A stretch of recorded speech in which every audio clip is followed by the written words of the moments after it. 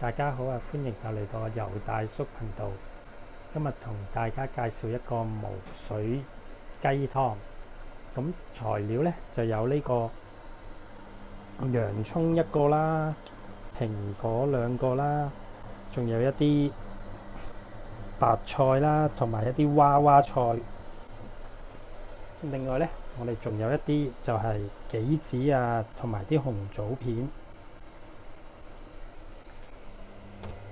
跟住仲有葱啦。咁咧，我哋咧就將啲蘋果咧就切開佢啦，同埋洋葱。跟住然後我哋就去預備其他材料，就係有一隻雞啦。咁我哋先將佢個雞頭斬開咗佢先啦。好，我哋咧而家都已經將啲材料預備好晒啦。咁我哋就開始放落去個煲嗰度咧，就慢慢煮佢啦。咁首先我哋咧就將啲洋葱啦放落去先啦。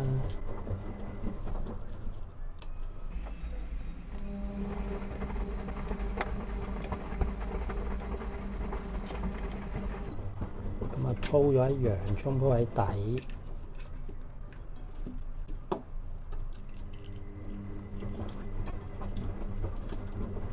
因為咧主要咧我哋都係靠咧呢個湯咧，我哋佢嗰個水咧就係靠呢啲蔬菜啊、水果啊。咁我哋盡量咧就會用一啲多水分嘅菜啦，同埋蘋果啦，咁等佢可以出水啦。咁等個湯咧就會更加多，飲起上嚟嘅時候就更加好味啦。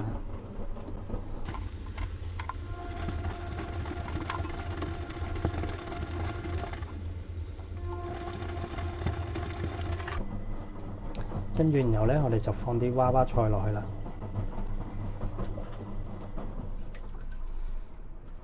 咁都係鋪上去啦。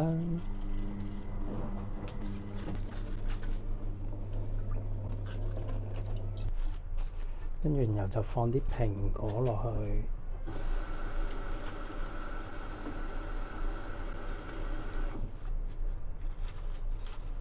咁譬如好似而家滿得滯嘅，咁我哋抽翻起一啲蔬菜先。咁如果唔係咧，我哋一陣間就擺唔落隻雞嘅。好啦，跟住我哋咧就將隻雞咧就擺埋落去啦。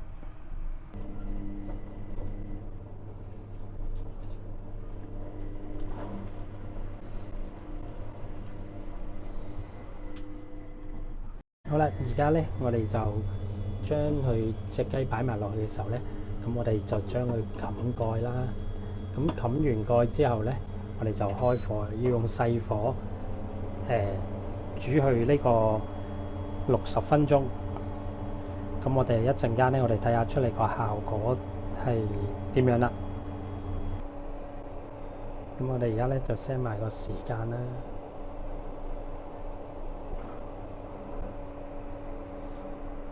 好，咁我哋轉頭咧，等佢煮好咗之後咧，咁我哋就睇下嗰個完成嘅作品，同埋試下個味道係咪好好味啦。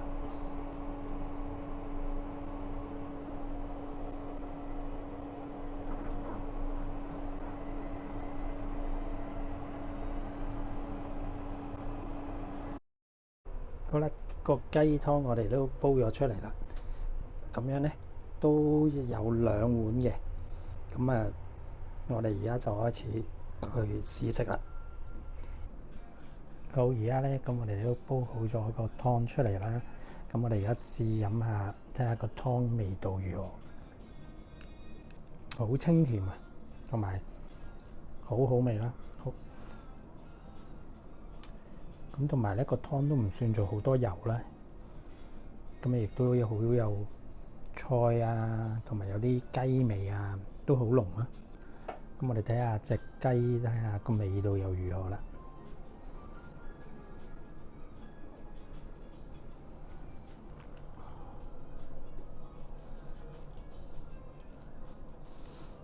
我哋都見到啦，隻雞都好腍啊。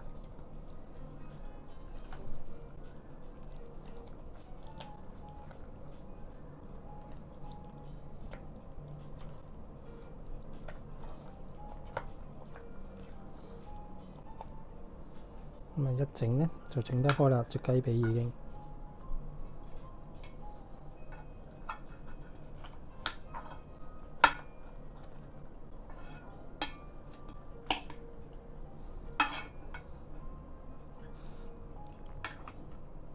咁我哋先試下啲雞肉，睇下味道怎樣先。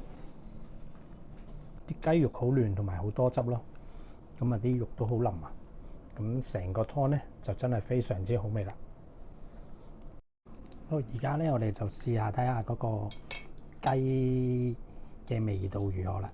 咁我哋試下個雞髀先。咁食落去咧，嗰個雞咧真係好好味啦。咁而且個雞肉又好嫩滑，咁個雞肉咧亦都有好香嘅蘋果味。話嗰個雞肉索晒啲材料啲味道入邊咧，非常之香。咁同埋呢個湯咧，嗰個性價比咧就真係好高。咁我哋用嘅材料其實就唔係話一啲好特別嘅材料啦。咁我哋又要紅棗啦、杞子啦，一齊擺埋落去煲啦，又有蔬菜啦，又有生果啦。咁其實一個好健康嘅湯水啦，同埋係養生嘅。有紅棗啦，有杞子啦，紅棗啊補血啦，杞子啊明目啦。咁呢一個湯咧，除咗好飲之外咧，亦都可以補眼啊、提神啊，又可以補血啊。咁呢個無水湯咧，咁啊真係非常之容易煲，又唔需要加水，咁啊煲佢1個鐘頭又可以飲得同埋食得。大家飲完之後咧，其實呢一個湯水都係非常之健康咯，而且又唔需要落油啊，又冇加其他味精啊，亦都唔需要加鹽啊，已經唔需要任何調味咧，個湯出嚟個效果已經好好味，所以推介俾大家。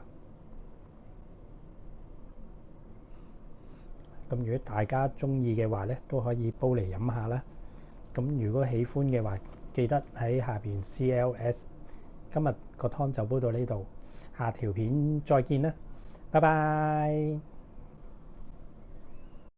咁呢個無火湯咧，真係一流啊！呢個無水湯非常之好，值得推介俾大家。係無水湯，唔係無火湯。不過但係其實無火湯都冇錯嘅，我哋係用呢一個電磁爐，都係冇火嘅。